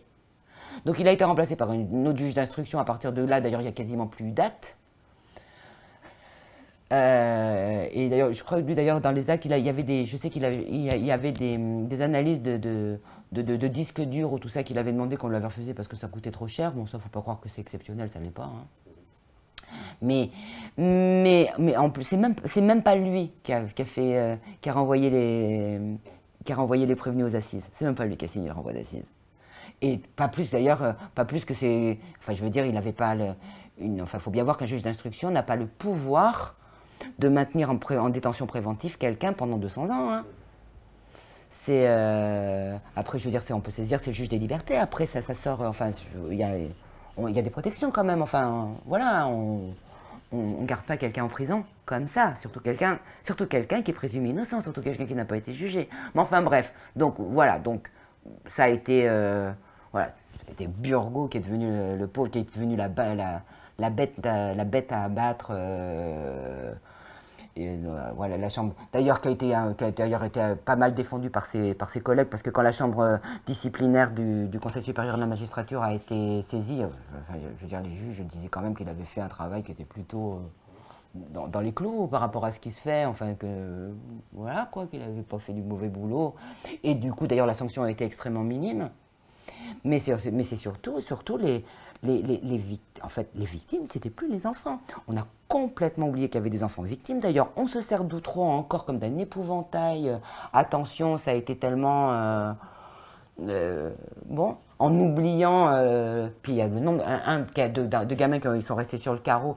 Je veux dire, des gamins qui se sont quand même en plus obstinés à se battre. Ils ont réussi, ils ont quand même renvoyé encore quelqu'un aux assises plus de 10 ans plus tard. Enfin, je veux dire, il y avait quand même de l'obstination, quoi. Au lieu de dire, je sais pas, bon, ils disaient peut-être pas que des conneries, ces gosses, dont on reconnaissait qu'ils avaient de toute façon subi des choses, et été violés, et torturés, etc. C'était plus eux, c'était plus les... Et d'ailleurs, moi ça m'a... Alors, après la deuxième salve d'acquittement, donc il y a eu les indemnités, tout le monde a touché 100 000 euros. Déjà, il y a eu un chèque qui a été fait pour les gens qui ont été relâchés. Alors, je ne dis pas, attendez, je dis pas que ce n'est pas tragique de passer 3 ans en prison si vous n'avez rien fait. Hein. Enfin, il y en avait qui n'avaient pas, dans les 300 000 euros, tout le monde les a touchés, même ceux qui n'avaient pas fait de la prison. Bon, donc... On peut prendre des gens... et après, il y a eu des indemnisations qui sont montées, qui ont été certaines indemnisations sont montées à 400 000 euros. Enfin, près de 500 000 euros. Enfin, je veux dire qu'il y a eu des indemnisations qui étaient extrêmement importantes. Alors que je crois que le gosse le mieux indemnisé pour avoir été violé, torturé, enfin toute son enfance, c'était 30 000 euros. Et les moins indemnisés des gamins, c'était 15 000. C'est dire si on a renversé complètement qui était victime et je sais pas quoi. Il y en avait dans le tas quand même. Il y en avait qui avaient, enfin ils avaient fait de la préventive, mais enfin, ils avaient avoué. Il y en a un, il s'est suicidé en prison. Alors ça a été la victime ultime d'Outreau. Le pauvre, il s'est suicidé en prison. Pardon, mais c'est pas forcément les innocents qui se suicident en prison. Hein. Je veux dire, la perspective de passer de nombreuses années en prison, ça peut saper le moral à pas mal de gens. La dernière affaire, Jonathan, comment il s'appelle, qui a tué sa femme? Comment? Jonathan Dufal a quand même montré qu'on peut beaucoup pleurer, y compris à la télévision, et que c'est pas un signe d'innocence pour autant. Je dis, il y a des gens, la perspective de passer en prison, mais ça les fait pas rigoler. C'est pas un signe d'innocence, ça, du tout. Mais enfin bon, ça toujours est-il, en tout cas toujours est-il que même si c'est pas marrant, et même quand on est innocent, enfin, je veux dire, ces enfants sont détruits. Ils ont juste touché 10 fois moins, oui, ne serait-ce qu'au niveau de l'indemnisation. Bon, et il y en avait quand même, donc puisqu'ils ont été acquittés, c'est qu'ils sont innocents. Mais enfin, je pense notamment à un couple d'innocents qui a touché 435 000 €, qui était donc innocent pour ou trop, mais qui s'est quand même retrouvé après condamné pour des violences aggravées sur leurs enfants. Donc bon, enfin, en tout cas, c'était pas des parents modèles. Hein. Ils étaient aussi poursuivis pour corruption de mineurs. C'est vrai que dès que c'est sexuel, d'un ou trop. Donc ils n'ont pas été condamnés pour ça. Bon, apparemment, on savait qu'ils faisaient des trucs sexuels et qu'ils regardaient des trucs, enfin, des machins pornographiques devant leurs gamins. Mais enfin, on a estimé qu'il n'y avait pas corruption de mineurs. Ok, mais bon. Après, il y en a un qui s'est retrouvé mis en examen parce que quand sa fille est devenue majeure, parce qu'elle l'accusait de viol. Il était innocent pour ce tout trop, mais bon, on va voir ce qui se passe pour. En tout cas, après, d'ailleurs, il y en avait un autre, un innocent d'Outreau qui avait été condamné en première instance, d'ailleurs, qu'il n'a jamais revu pour le viol de son fils. Peut-être pour son fils, mais pas pour les autres. Donc, aussi innocent, puisqu'il a été. Il a été relaxé, enfin, pas relaxé, il a été acquitté aux assises. Donc, voilà. En tout cas, on a des innocents. Y compris qui, même s'ils étaient innocents pour ça, en tout cas, qui ne sont pas forcément des gens méga top, qui ont touché plus de 10 fois plus que ce qu'ont touché les enfants. Voilà, les victimes, c'était plus les enfants tout trop, c'est plus les gosses. Ceci dit, enfin, les dysfonctionnements, enfin, en matière de tout ce qui est, enfin, agression sexuelle. De toute façon, ça, c'est pas spécifique à la France. Hein, c'est-à-dire que, en gros, on reste encore dans une société où, qu'on le veuille ou non, on est plus ou moins sur la loi des plus forts. Donc, c'est les hommes d'abord, les femmes après, et les enfants à la fin. Et c'est comme ça. Et si l'intérêt des hommes, il y a un intérêt des hommes qui est en jeu, est supérieur à celui des femmes en général, ce sera eux qui seront privilégiés. Et si l'intérêt des adultes est face à l'intérêt des enfants, c'est toujours l'intérêt des adultes qui sera privilégié. Et c'est comme ça, c'est comme ça presque partout, quoi. On parle d'autant plus à longueur de l'intérêt supérieur de l'enfant qu'on ne l'applique pas. Ce que je disais, quand on veut faire, on fait, on cause pas. Là, voilà. Qu'on l'applique pas. Ça se voit à plein de niveaux. Par exemple, dans les histoires de pédophilie à l'école. Il y a quand même encore pas mal de juges qui décidaient, qui disaient, bon, bah, compte tenu de sa profession, par exemple, ça ne va pas être inscrit au casier parce que sinon, ce serait une double peine. C'est-à-dire que, quand on y pense, la sécurité et un principe de précaution vis-à-vis des enfants vient derrière la carrière d'un fonctionnaire. En Angleterre, pour le coup, en Angleterre, c'est pas ça. Je peux vous dire qu'en Angleterre, il y a une loi où vous avez... donc, quand vous devez vous occuper d'enfants, vous devez faire... Il y a des déclarations, il y a des tas de conditions qui peuvent exclure, mais vous n'avez pas intérêt à mentir. Hein. Vous avez eu un quelconque soupçon de pédophilie, vous n'irez pas travailler dans une crèche en Angleterre et vous ne risquez pas d'être enseignant. Mais en France, puis ça ne va pas changer. Hein. Enfin, ça c'est pareil, je vous disais, vous voyez l'indifférence. Dans le dernier bouquin, j'ai écrit tout, il y a tout un chapitre qui explique pourquoi on va continuer à avoir des pédophiles à l'école. Pourquoi les dispositions qui ont été prises sont parfaitement, quasiment, il y a un tout petit mieux, mais très largement inefficaces. Et ben, ça a fait quoi? Ça fait rien du tout. Mais incroyablement rien du tout. Je veux dire, moi j'ai même pas vu de réaction forte, ne serait-ce que des associations de parents d'élèves.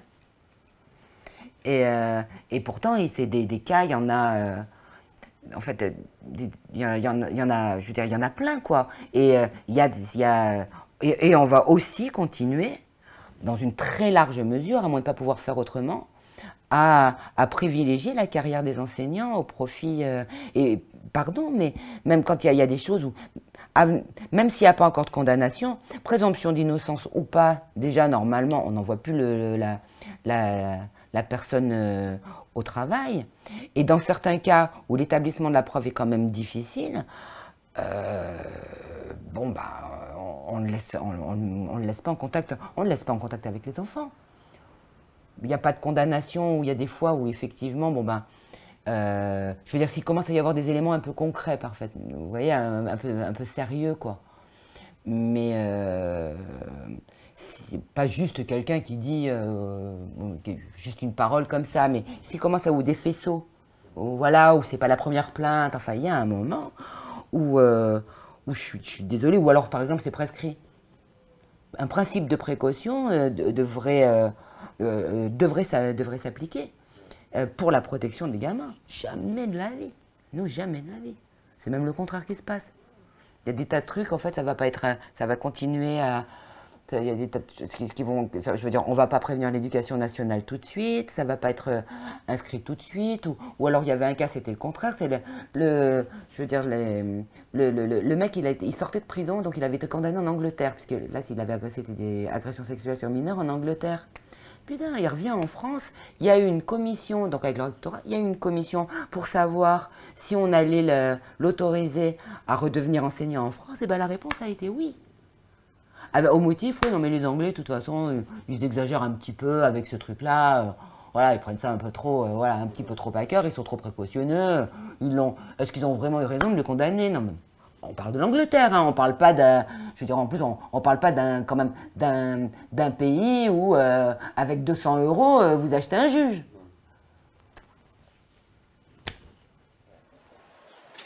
En tout cas, merci d'avoir répondu à la question.